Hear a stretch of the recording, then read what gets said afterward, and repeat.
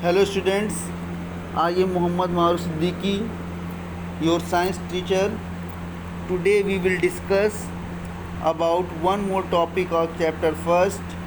The name of topic is Discovery of Cell.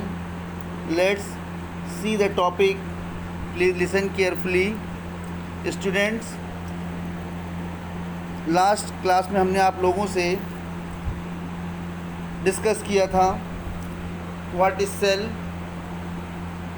कोशिका क्या है, फेट ऑफ द सेल, कोशिका का फ्यूचर क्या है। और हमने आप लोगों को ये बताया था कि विभिन्न प्रकार की ऑर्गेनिज्म जीवों में उपस्थित कोशिकाओं की संख्या के आधार पर ऑर्गेनिज्म दो प्रकार के होते हैं। एक आपका यूनिसेलर ऑर्गेनिज्म, सेकंड आपका multicellular organism. Unicellular organism means having single cell और multicellular organism means having more than one cell. Next जो आज का हमारा टॉपिक है वो है discovery of cell. In 1665 when Robert Hooke was examining a thin slice of cork, 1665 में Robert Hooke जो वैज्ञानिक थे, इन्होंने कॉर्क के एक पतले टुकड़े पर एक परीक्षण किया। कॉर्क क्या है? A substance that comes from a bark of a tree. Cork एक पदार्थ है जो कि पेड़ की छाल से हमें प्राप्त होता है। By using a self designed microscope, और इस परीक्षण को करने के लिए रॉबर्ट हुक ने खुद का बनाया हुआ एक माइक्रोस्कोप यूज़ किया था। He observed that cork consists of a large number of little compartment box-like structure resembling honeycomb।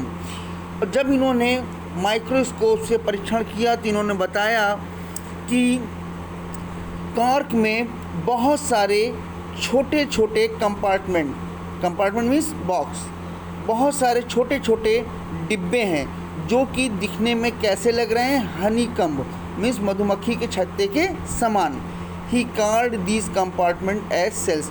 बाद में इन्होंने इसी कंपार्टमेंट्स यानी बॉक्स को नाम क्या दिया? Cells. Cell is a Latin word. Cell एक लैटिन शब्द है विच मीन्स, जिसका मतलब होता है अ लिटिल रूम मीन्स एक छोटा सा कमरा। It was observe for the first time that living things appear to consist of separate unit। इन्होंने सबसे पहले ऑब्ज़र्व किया, देखा था कि पहली बार क्या देखा था कि जो भी लिविंग थिंग्स हैं उनमें अलग अलग छोटी छोटी इकाइयाँ होती हैं, और उस इकाइयों को इन्होंने क्या नाम दिया? Cell. The word cell is use to describe these units till now in biology. तब से बायोलॉजी में इस सेल यूनिट का यूज़ किया जाने लगा। In 1665, Robert Hooke discovered cells in a cork slice using a primitive microscope। 1665 में Robert Hooke ने प्रिमिटिव माइक्रोस्कोप की हेल्प से कॉर्क स्लाइस में इन्होंने सेल की खोज की।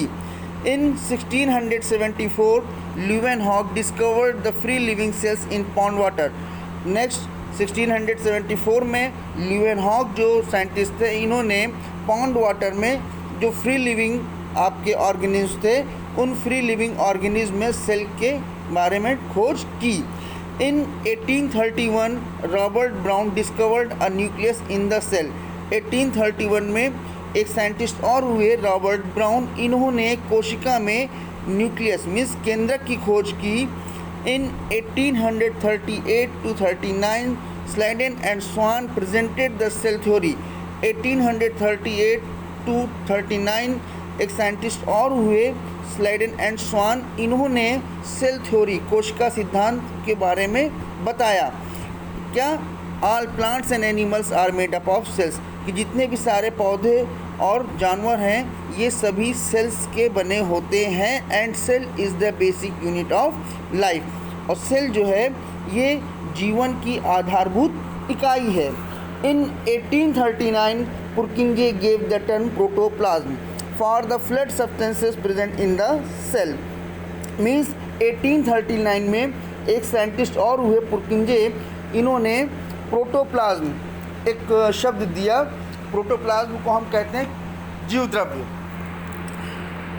For the fluid substance present in the cell, जो कि एक तरल पदार्थ के रूप में होता है और आपकी कोशिका में उपस्थित होता है। इन 1855 वर्चोव एक्सपेंडेड द सेल थ्योरी, कोशिका सिद्धांत के बारे में एक साइंटिस्ट और हुए वर्चोव, इन्होंने 1855 में ये सिद्धांत बताया। All cells arise from pre existing cells, कि जितनी भी सारी सेल्स होती हैं ये पूर्ववर्ती कोशिकाओं से बनती हैं, निकलती हैं। इन 1940 में Knoll and Ruska discovered the electrons microscope.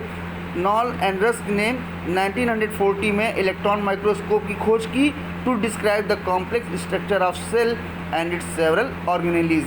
और इन्होंने इस इलेक्ट्रॉन माइक्रोस्कोप से देख करके बताया कि जो सेल की संरचना है वो बहुत ही कॉम्प्लेक्स है, मीन्स जटिल है। और सेल की संरचना के साथ साथ ये भी बताया कि सेल के अंदर अनेक यानी कि सेवरल ऑर्गेनेलीज मीन्स कोशिकांग होते हैं। Thank you.